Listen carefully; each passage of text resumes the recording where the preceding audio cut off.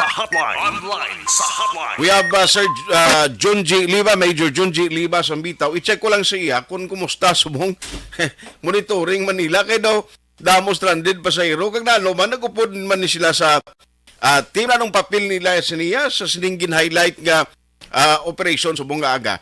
Sir Major Junji Liba, sir, may nga aga. Good morning, Senor. Good morning, Mapikalawate. Siling ko, bisan way mayo nagbiyahe mga PUG, traffic yapon, damong yapon private ng guluwa. Pero sir, kumusta subong? Nagupod ang inyong team sa sining nagabantay o kung nagapatiga yung checkpoint sa mga taga LTO kay LTFRB? Senor, no? Sa last week, nag-meeting kita with the LTO and LTFRB. Ang amo ng balan na very kami masses, no? So, sila gida na yung mag-spearhead, no, sa pag-operate. Okay. So, sa naisihan, aga sa Lunes, but as of this time, wala pa kita nakabato ng instruction from LTO. Mm-hmm. So, ang bitaw subong standby lang, no, nagaulat lang, ana lang kami sa normal duty at sunard. Okay. So at least kag tulutaway mas mong kagado-kadutay na lang gani nagbiyahe ng mga tradisyonal nga mga jeep subong Sir Liba? Yeah, correct. Nagjutay, no? Siyempre, wala na ang aton nga mga Muslim traditional jeep. Pero ang nagiging problema naman naton, kay nag-grab naman sa tiniyon na yung aton mga tricycle.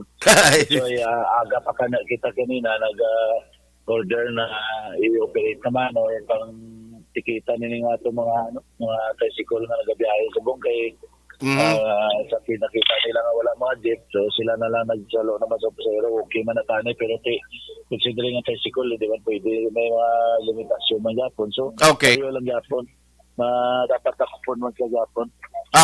So ang inyo na lang subong yung focus, gaulat ka mo sa coordination nila kung ano ginamban ng instruction, ang mga tricycle na lang yung nagpasaway man, ka nagdaya mo na lang yung ginapang sita ninyo, ginapang check. Yes, correct yun, Action Art. Aha.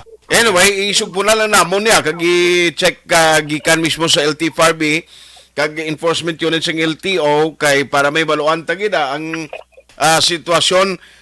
Pero damo, sir, no, ang apektuhan gid, may mga eskwelahan ganing away nag-declare nga away sila klase, bangod sa sining natabo nga pag-untat sa biyahe. Sir John G. Liba, salamat gid, sir. Yes, good morning. Thank you again.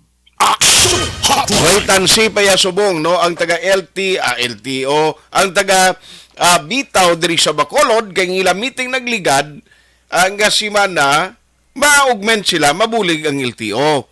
Now, kung mo may ara advisory, nga may ara operation, at kundi jutay ang jeep nga tradisyonal ang nagbiyahe, ang mga nagpasaway naman, ang mga tricycle, siling Sir John G. Abi, itutuki anay mo, damo tricycle, nagbiyahe, gulpiada, damo pasahero mo. Hotline. Amo nang rason, kaya na ang Bitaw yan, nag-concentrate sa mga pasaway, nga mga tricycle kapin pagid kun kolorom ka. Hotline.